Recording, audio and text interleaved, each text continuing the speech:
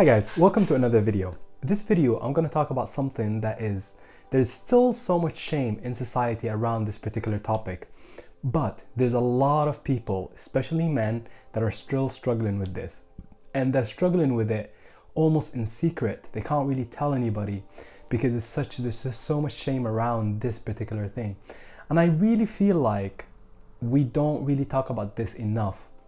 Our religious leaders don't talk about this enough. Psychologists don't talk about this enough. Even within clinical psychology, I don't think this topic is really well researched because they're still debating whether it's an addiction. What I'm talking about is porn. So pornography addiction. That is watching pornographic photos or movies on the internet. Now, why is this topic important? Because it touches so many people, and I can assure you, if you're affected by it, if you're not affected by it, someone else you know, whether it's your family, your friends, is affected by this. So please, if you're watching this and let's say you're not affected by it, share it with somebody who will actually benefit from this. Because one, my credibility is I struggled with this problem, so I'm kind of really sharing my experience. But at the same time, I really have researched about it really long. I have researched about it from spirituality, from psychology, from my own experience, from other people's experience. And I truly feel called to actually talk about this pornography addiction and how to overcome it. And hopefully you will get a lot of benefits from this video. The first thing I want to talk about is what are the consequences of porn. Now, in order to overcome pornography addiction, it's not just pornography addiction, whatever you want to overcome, in order to overcome a particular issue, whether that's porn, whether that's smoking, but here we're talking about porn in specific. In order to overcome it, we really need to start becoming aware of the consequences that it has on us. So consequences meaning like, what is it costing you for you to have this behavior? Now, when we're actually doing a behavior, whether it's positive or negative, we're doing it because we are getting rewarded. So you might think that you don't like watching it, consciously you feel like, oh, I hate watching it, I don't want to watch it. However, subconsciously, your brain is being rewarded by watching it every time. It's being rewarded by the amount of dopamine that it releases when you watch it.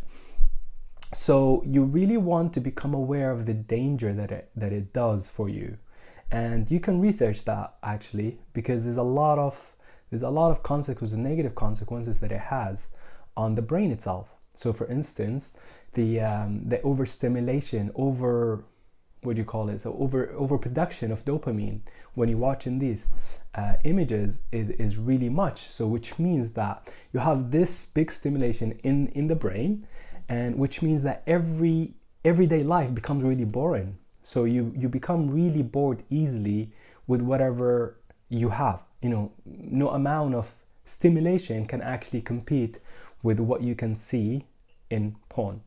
And that is not the only consequences, but I really encourage you to see what is it actually costing you. What is it costing you in your own sense of self-esteem, because it affects your self-esteem. What is it costing you in your own connection with other people? Because again, porn really almost acts as a barrier of connection. You don't connect with people because you're always on your brain. So think about deeply, what is the consequences of doing this? And don't joke yourself. Be realistic, actually. Say what are the consequences of this? What is it costing you in the short term? What is it costing you in the long term? What would happen if you keep on doing this for 5 years, 10 years? What would happen to your life? What will happen to who you are as a person?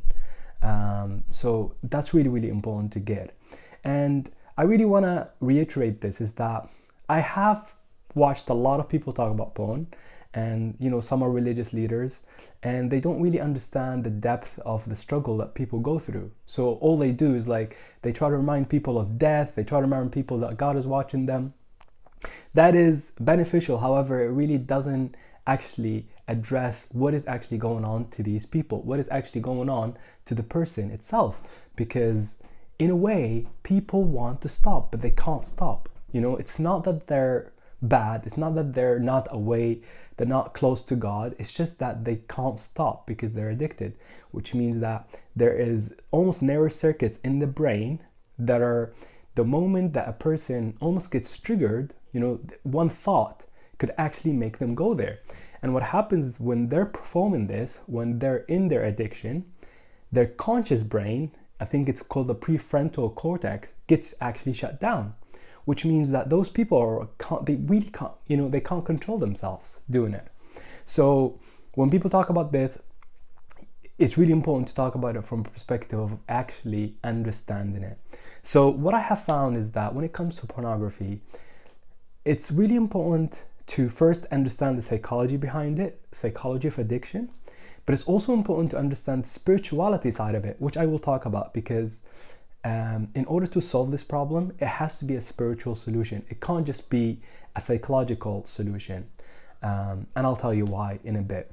Now, the second thing I wanna actually get in this is that, and this is really important, is to understand shame.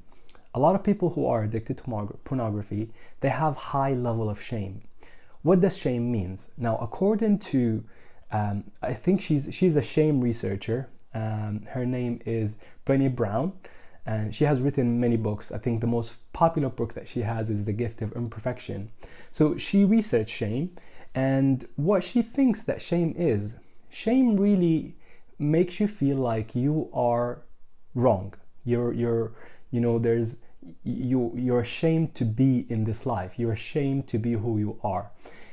Shame really isolates people, and it's associated with a lot of actually negative states. It's associated with depression. It's associated with anxiety. It's associated with a lot of psychological issues. Shame. Now, in order to solve the problem of addiction to pornography, you have to address shame. Shame meaning that you really need to start becoming, sharing what your struggles are. And this is not an individual mission. It's not an individual task. As society, we need to start normalizing talking in general about issues. We have gone a long way in that, but I think we still have a long way to go in order to normalize talking about issues openly. Now, when it comes to sex issues, pornography has to, it's kind of a sexual issue. Oh my God, there's so much shame, especially in the religious area. It's people they have no idea what is going on, and they're kind of hiding it, and they don't know what to do. So I really encourage people who have big audience to talk about this, to normalize it, because the more we talk about this, when it comes to shame grows in isolation. The more we talk about this issue, the more we educate our young people, the more we educate people in general, is the more easier for them to actually start to open up about this issue to people who they can trust, and they can start solving this problem. Shame again grows when you're hiding it, you're not talking about it. The moment that you share it, shame dissolves, because shame grows in isolation. Now, the third thing I want to talk about is the thoughts associated with addiction. What do I mean by that? Now, this is coming from CBT, cognitive behavioral therapy. We need to start to become aware of what are the beliefs and thoughts that you have about this behavior. Now, how does it feel like when I say to you, you are addicted? Addicted means that the thoughts that we have when we hear the word addicted is that we don't have control. It's that this is a really bad problem, or this is a really complicated problem. It's that we're out of control. We can't control this. The word, the beliefs and the thoughts associated with addiction are really intense. So instead of calling it an addiction, although I am actually calling it addiction just to give you an idea of it, think about it as a behavior that is kind of a coping mechanism for you. Think about it that way. Instead of thinking of it as an addiction, think about it as a behavior that you just have it in there to cope with stress. So what we really need in order to solve this problem is to give you a solution, give you a behavior that will replace this behavior, negative behavior, It will replace it, but it'll also give you the things that you want. So that's what we really want, right? We really need to simplify a problem in order to solve it. Because a problem is almost like a swirl.